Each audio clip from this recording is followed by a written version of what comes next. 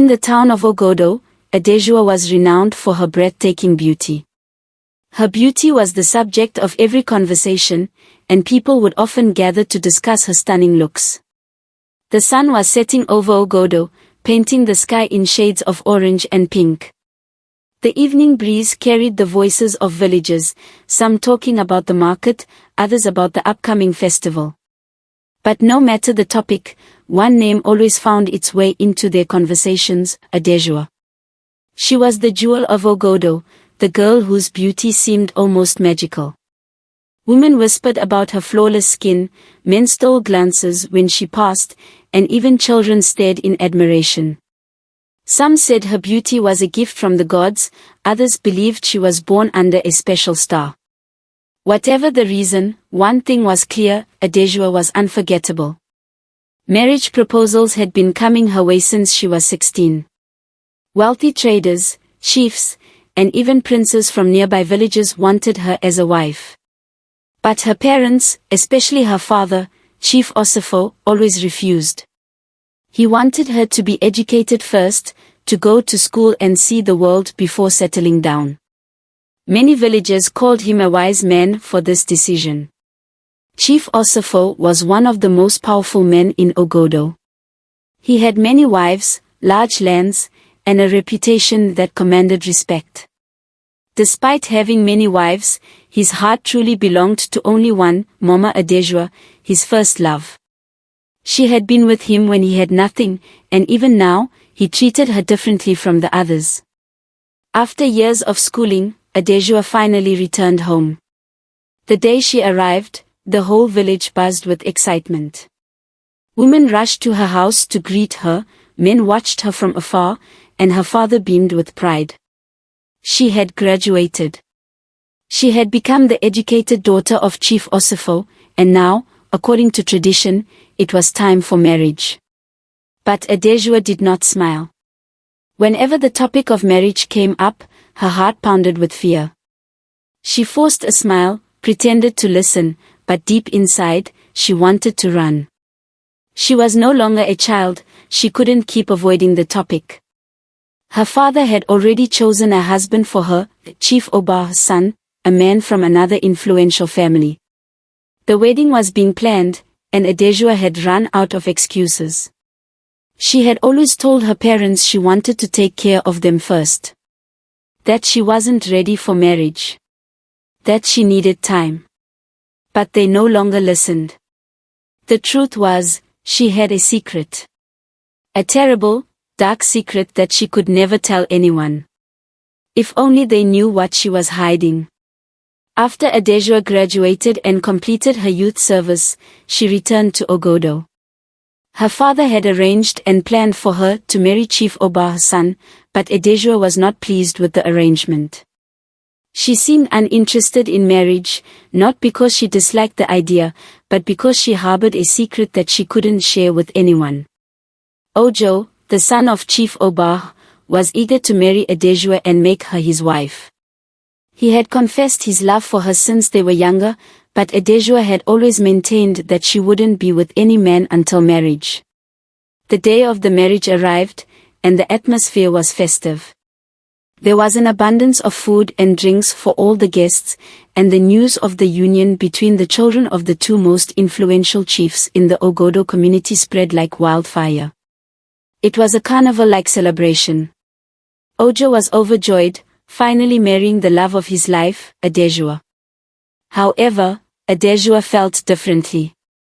She was consumed by fear, uncertainty, and sadness. After the wedding, the newlyweds were finally alone.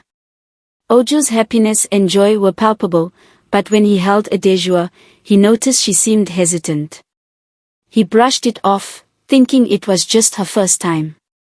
He gently held her hands, kissed her forehead, and whispered softly, "You are mine now. I will make tonight unforgettable for both of us. Don't be scared, I will be gentle."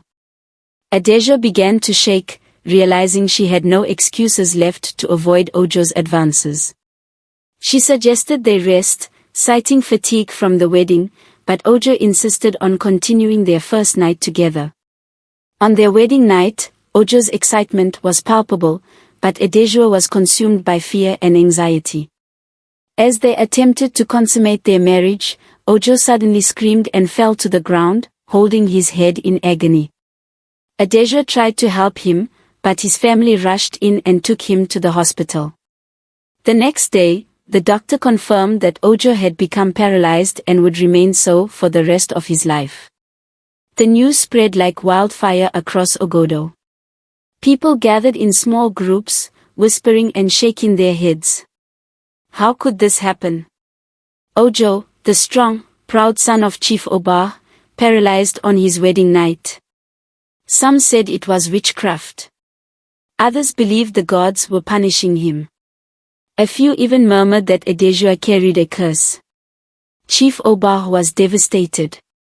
His only son, his pride, his heir, reduced to a man who could not walk, who could not move without help.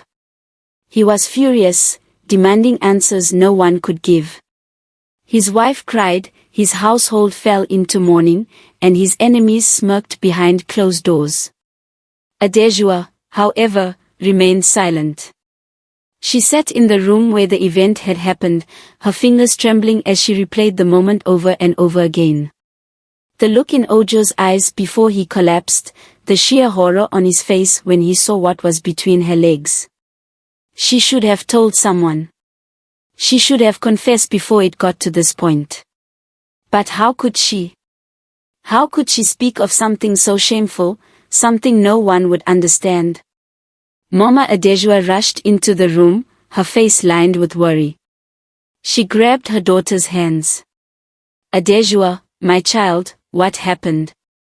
Tears welled in Adesua's eyes, but she shook her head. I don't know, Mama. He just screamed and fell. Mama Adesua sighed, looking over her shoulder before lowering her voice. The elders are saying something is wrong with you. They say the gods have cursed you.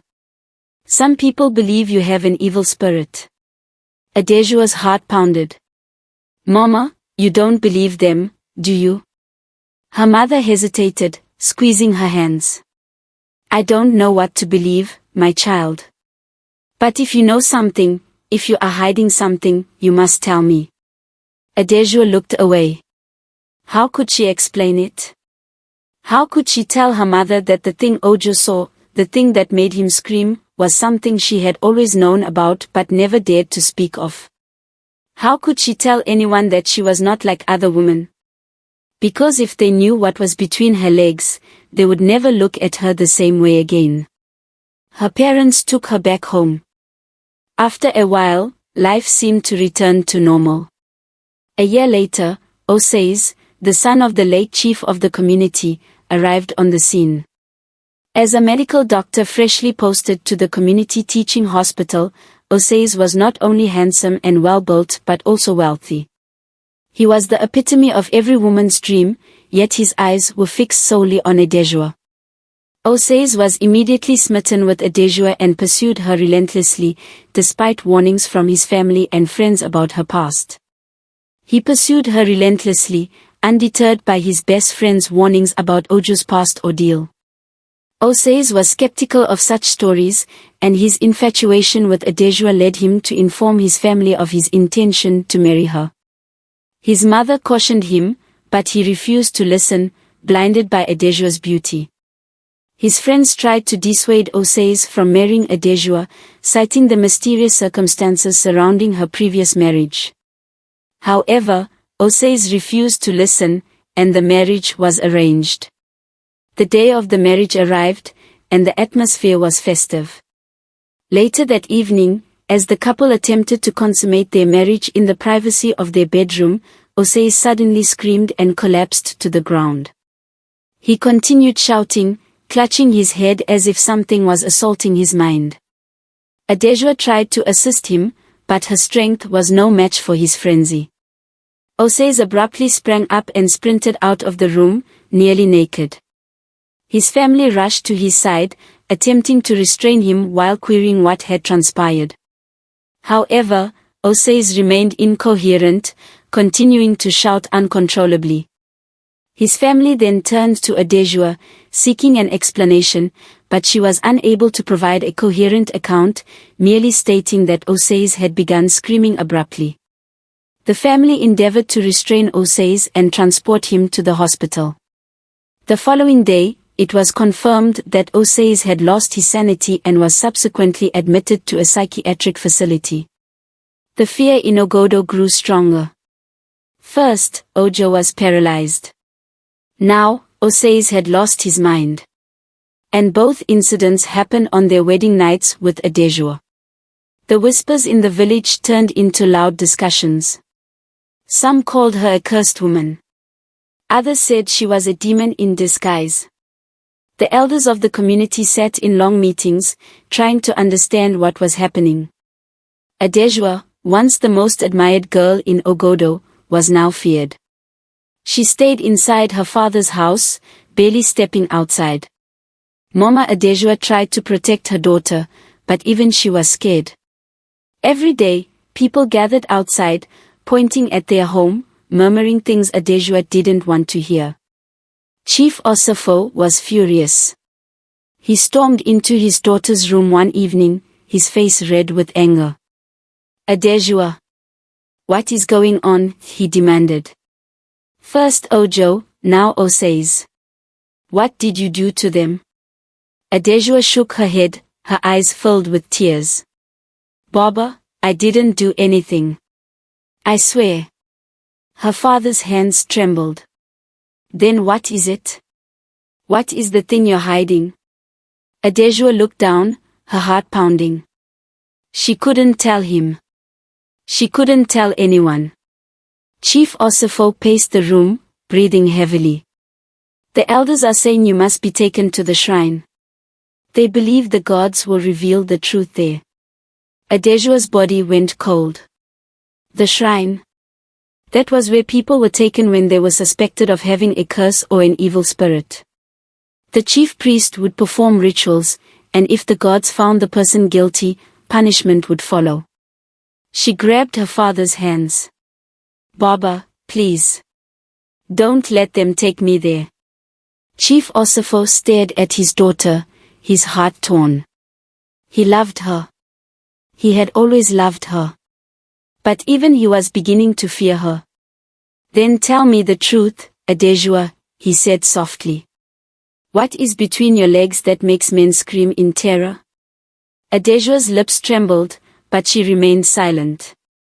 Because if she spoke, the truth would change everything. News of the recent events spread rapidly throughout the community and nearby villages. As a result, Adesua was now being labeled a witch. The villagers, who had already witnessed Ojo's misfortune, were now aware of Osei's, the village doctor's, similar fate.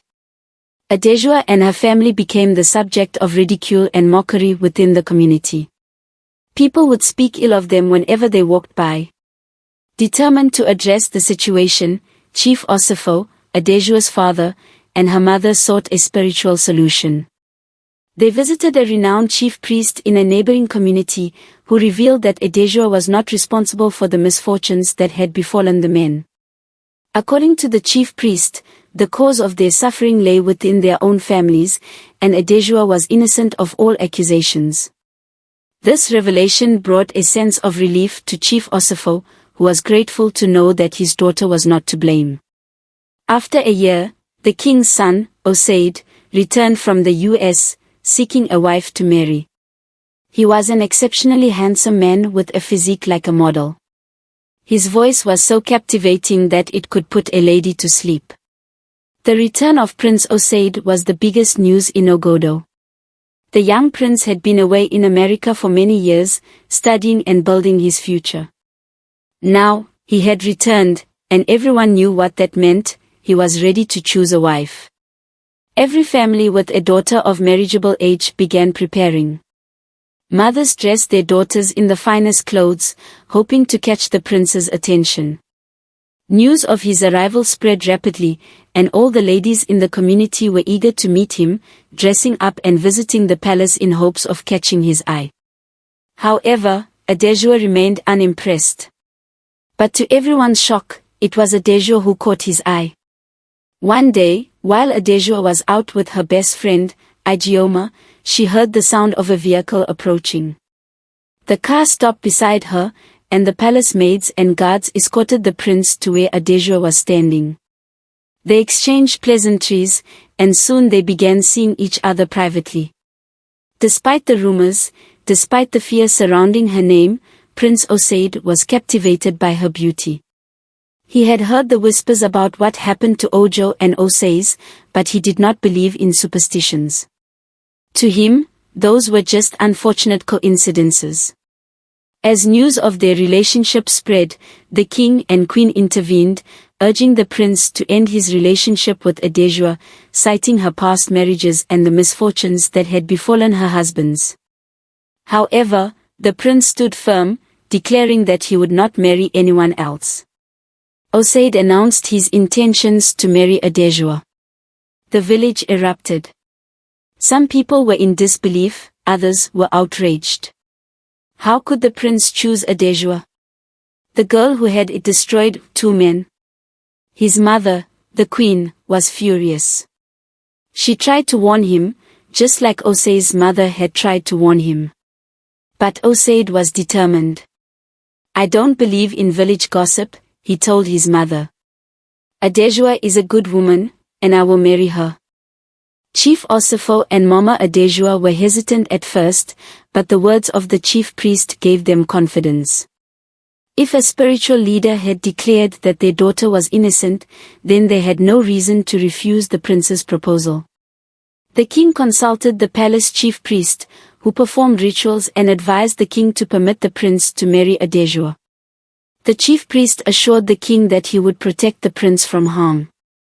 Their marriage was arranged, and the news sent shockwaves throughout the community and nearby villages. The wedding preparations began. It was the grandest ceremony Ogodo had ever seen.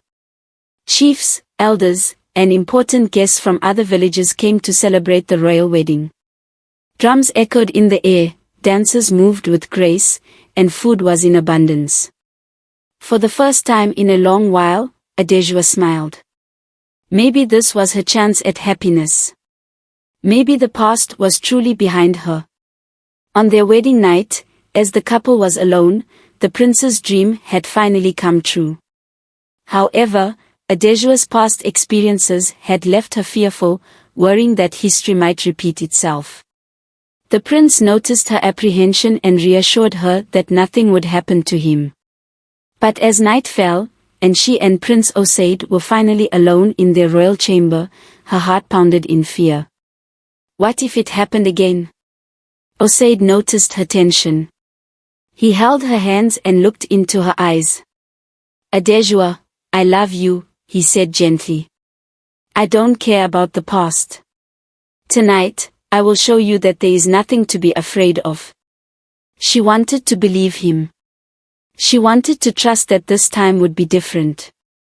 But as he leaned in to kiss her, a strange feeling filled the air. A chilling silence. A shift in energy. Then suddenly, Osaid's eyes widened in terror. He gasped, stepping back as if he had seen a ghost. His hands clutched his chest, his breathing became erratic. Then, just like Ojo and Osais, he let out a loud, terrifying scream. As they attempted to consummate their marriage, the prince suddenly screamed in agony, exclaiming that something was biting him from inside. As the prince attempted to make love to her, he made a shocking discovery: there were teeth in her private part. And with that, Adesua's long-hidden secret was finally exposed. The prince continued screaming that something is biting him, at this time. The palace guards and royal family rushed to the room, finding the prince on the floor, still screaming, followed by the queen and the king. Osaid was on the floor, shaking violently. His mouth opened, but no words came out, only a deep, guttural cry. The queen rushed to his side, tears streaming down her face. My son. What happened to my son? She screamed. All eyes turned to Adesua. She stood frozen, her hands trembling. I don't know, she whispered. The king's face darkened with rage. Take her to the dungeon, he roared. The guards grabbed Adesua before she could react. Mama Adesua's screams filled the palace as her daughter was dragged away. As they locked her behind the cold iron bars, one thought echoed in her mind. Why was this happening? Why did every man who touched her suffer? And most importantly, what was it about her that no one could understand? The prince's family rushed the prince to the hospital, but he died shortly after arrival. The villagers were outraged, and Adesua was summoned to the town square, where she was accused of being a witch. Despite her protests of innocence, the king banished her from the community. Adesua wandered into the forest, lost and alone. The forest was dark and silent except for the distant sounds of crickets and owls. Adesua lay motionless on the damp earth, her body weak, her lips dry. The rain had stopped, but her clothes were still wet, clinging to her trembling frame. She had lost everything. Her family. Her home. Her dignity. Now, even the will to live was slipping away. Her mind drifted between consciousness and unconsciousness.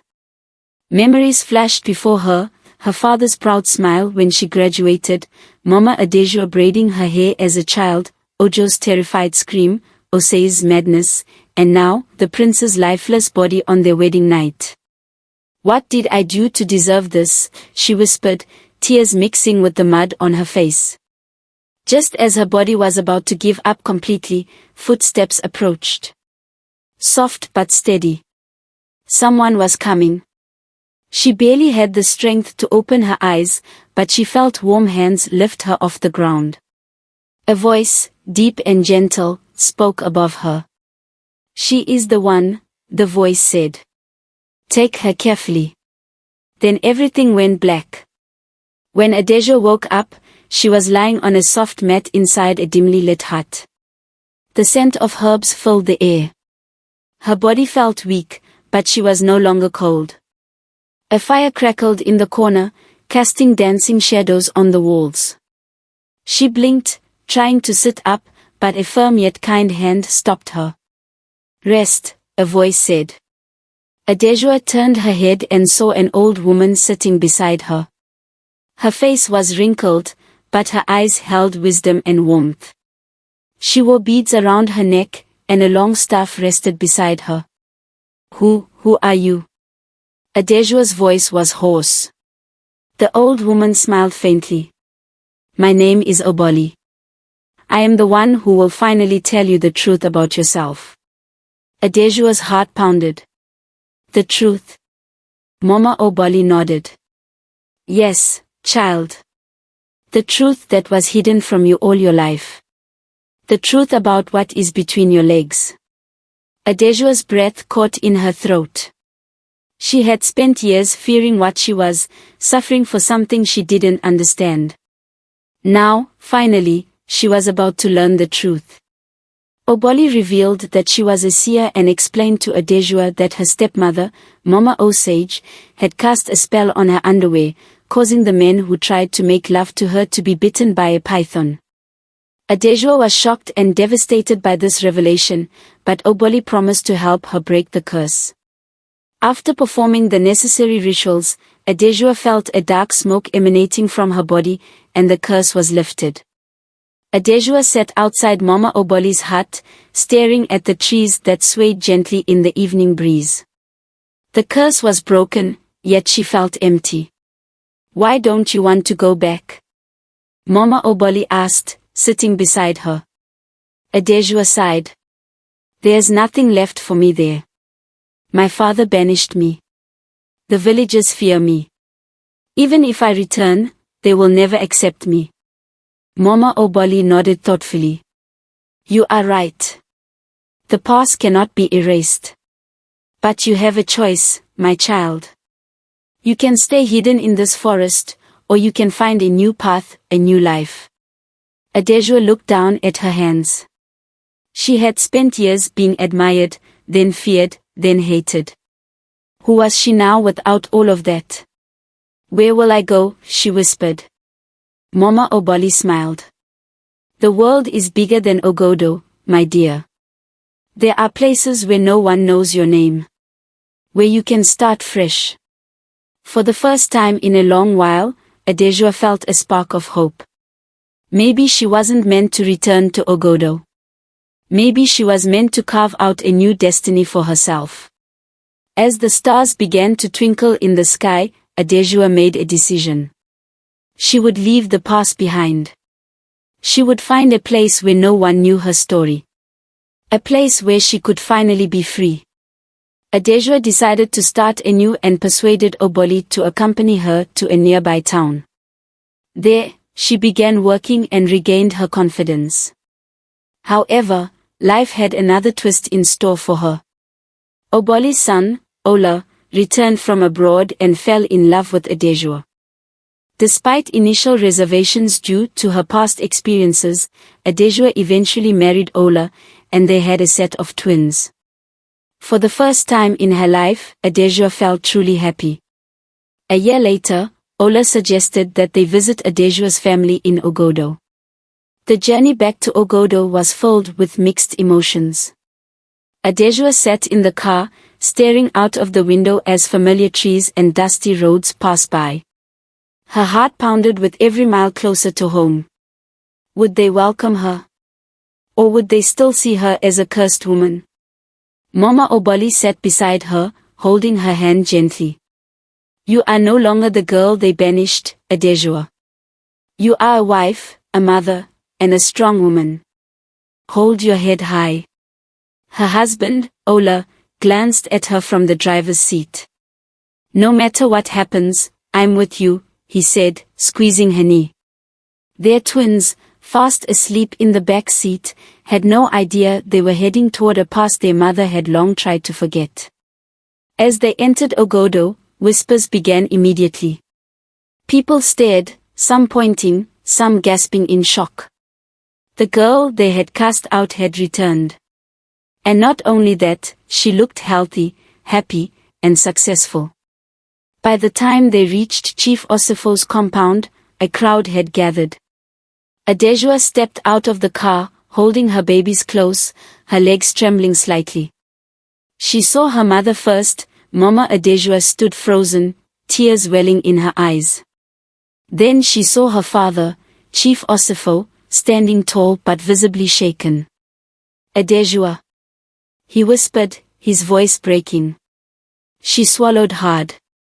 Papa, I'm home. For a moment, there was silence. Then Mama Adesua rushed forward, grabbing her daughter and sobbing into her shoulder. My child. My child, she cried. Chief Osifo's lips trembled, his eyes darting to the twins in Adesua's arms. You have children. Yes, Papa. A boy and a girl. She turned slightly, gesturing to Ola. And this is my husband. Ola stepped forward and bowed respectfully. It's an honor to finally meet you, sir. Chief Osifo's hands clenched and unclenched at his sides. His daughter, whom he had abandoned to die, was standing before him stronger than ever. The shame burned in his chest, but more than that, relief washed over him. You are alive, he whispered again, as if he still couldn't believe it. Mama Oboli stepped forward then, her presence commanding attention. Yes, she is alive. And she is free from the curse that was placed upon her. Gasps rippled through the crowd. Mama Oboli's voice hardened. A wicked woman cursed her, but the gods have restored her. She is not a witch. She is not cursed. She is blessed. The people murmured, looking at Adesua with new eyes. Mama Osage was forced to confess to casting the spell on Adesua, and the villagers, realizing their mistake, apologized for their past behavior. Oboli performed rituals to cleanse Ojo and Osage of the curse, and they were finally free. The visit was a bittersweet experience for Adesua, but it ultimately led to closure. Chief Osifo took a deep breath and then did something no one expected. He fell to his knees before his daughter. "Forgive me," he said, his voice thick with emotion. "I failed you, my child. Can you ever forgive me?" Tears ran down Adesua's face. She had dreamed of this moment, imagined it in different ways, but never like this. She knelt before her father and took his hands. "I forgive you, Papa," she whispered. A loud cheer erupted from the crowd.